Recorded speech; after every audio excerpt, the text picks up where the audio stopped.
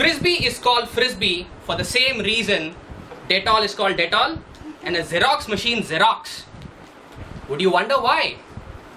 Frisbee is actually the brand name of an American toy company, Wham-O. But the term has become a common reference for the object itself. So the same way, Dettol is an antiseptic liquid lotion and Xerox is a photocopy machine, the Frisbee happens to be a flying disc. Now let us try to understand how this flying disc came about. Just before the Second World War, there was a couple in California who used to play with cake pans in the beach. People loved this idea and soon this couple made good business out of selling cake pans. The World War ended and after that the couple sold the rights of the disc to Wham-O, and in return they got a design patent and a handsome royalty as well. But if we were to associate one person responsible for making the flying disc a commercial reality, then it has to be the gentleman who was the GM and VP marketing of Wham-O, Ed Headrick. Ed Headrick remodeled the design and he economized it as well, and finally in 1964 came out the first professional commercial model of the flying disc in the market. Headrick also formed the International Frisbee Association and framed the rules of many sports played with a flying disc. Now don't you really want to know how this thing works? So here it goes. The flying disc is usually made of plastic, is about 20 to 25 centimeters in diameter and has a lip. The shape of the disc allows it to fly by generating lift as it moves through the air while rotating. Now I can keep on talking and leave the disc's flight to your imagination, or I could try to fulfill the objectives of my speech and try to show you some more visuals. So tune your eyes and ears to enjoy a little piece of video on how to fly the disc. Ta-da! Welcome to the world of frisbees. Today we have gathered at the Kadri Park with my friend Rachan and the behind the scenes man Shiva to give you a little demonstration on how to fly the disc.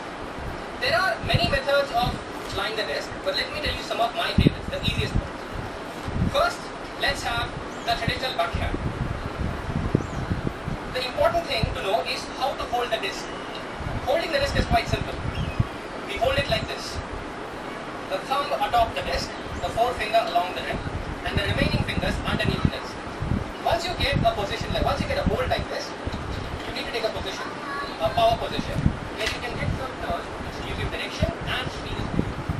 Take a turn. 1, 2, there you go. Let's have it from that again. Voila. That was one, the traditional backhand.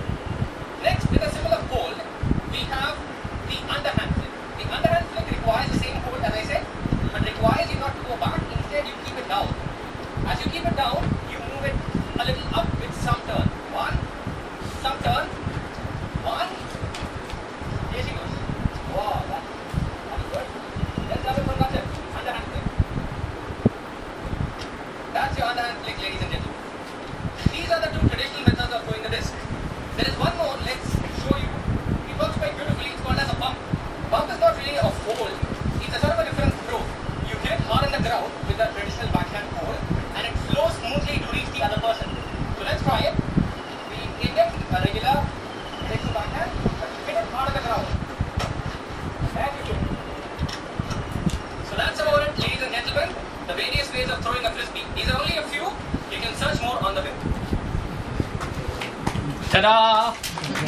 Now you know how to fly the disc. But once you know this, you'd probably want to know what else can you do with the disc. As mentioned some time ago, there are many sports associated with the flying disc. For example, you have disc golf, relay, and then there is ultimate. Now ultimate happens to be a fairly well known sport. It is highly international in nature and it's played in countries like US, Japan, Australia, UK as well. Let us try to understand how this game ultimate works.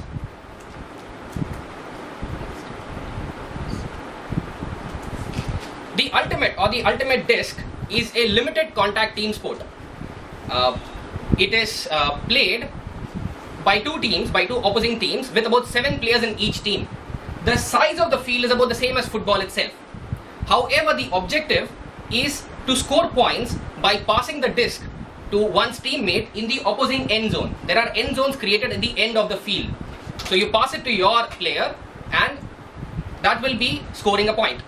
Now, if there is one thing unique about Frisbee or Ultimate Disc, it is that it actually has no referees at all. This game, even at the highest international level, is self-officiated by players themselves because gentlemanly conduct is paramount to Ultimate Disc. So there you are. You now know everything about Ultimate. You know everything about Frisbee. But before I wrap up, let me mention one thing very clearly. Ultimate or Flying Disc is a sport which is highly gender neutral and age neutral. So next time you thought it would be nice to go to the park and play with the younger or the darker folks, they just hold the disc, give it a twist and take it up, up and away.